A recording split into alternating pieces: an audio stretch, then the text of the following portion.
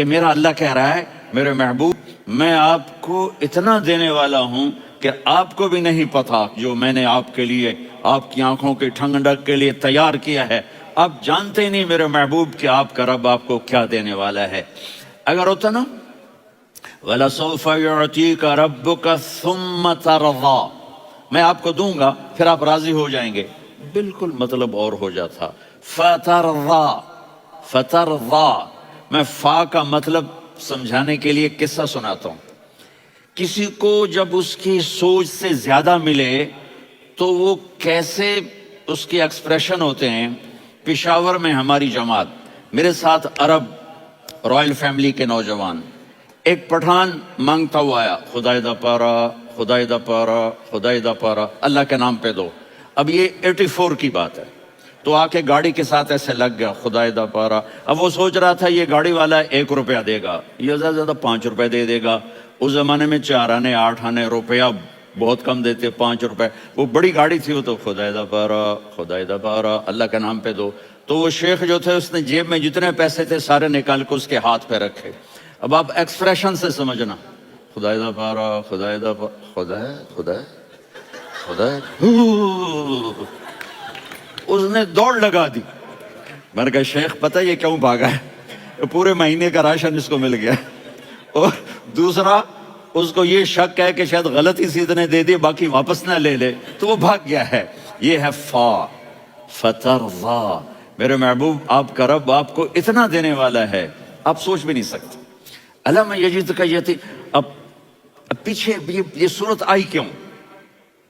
آپ پر وحی بند ہو گئی اور آپ اداس ہو گئے، اور قریش مکہ کہنے لگے وَدَّعَهُ رَبُّهُ وَقَلَا، اس کا رب اس کو چھوڑ گیا، اس پہ ناراض ہو گیا۔ غیروں کی بات بری لگتی ہے، اپنے کچھ کہہ دیں تو ایسا لگتا ہے جیسے خنجر لگ گیا۔ تو حضرت خدیجہ نے کہہ دیا یا رسول اللہ، اللہ ناراض تو نہیں؟ بس یہ سننا تھا کہ آپ کا دل مٹھی میں آ گیا۔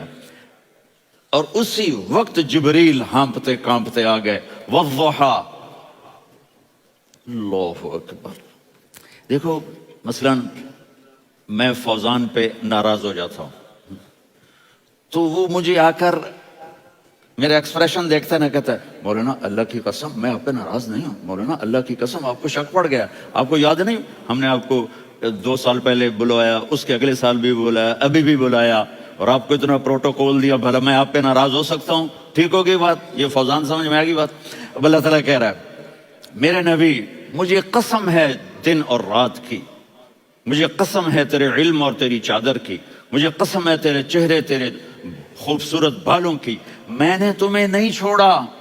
کیسے؟ علم یجد کا یتیما فآویٰ، آپ کو یاد نہیں آپ یتیم تھے، میں نے آپ کو ٹھکانہ دیا۔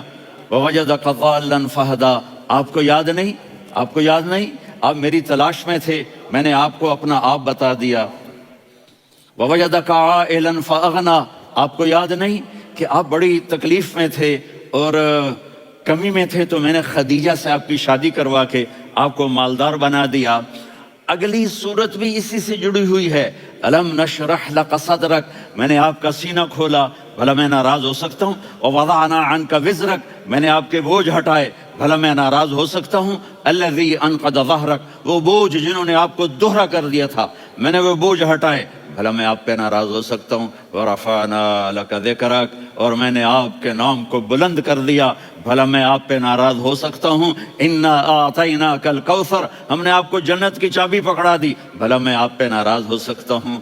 پھر آگے اللہ نے نصیحت کی، فَأَمَّا الْيَتِيمَ فَلَا تَقْهَرْ وَأَمَّا السَّائِلَ فَلَا تَنْهَرْ وَأَمَّا بِنِعْمَةِ رَبِّكَ فَحَدِّثْ۔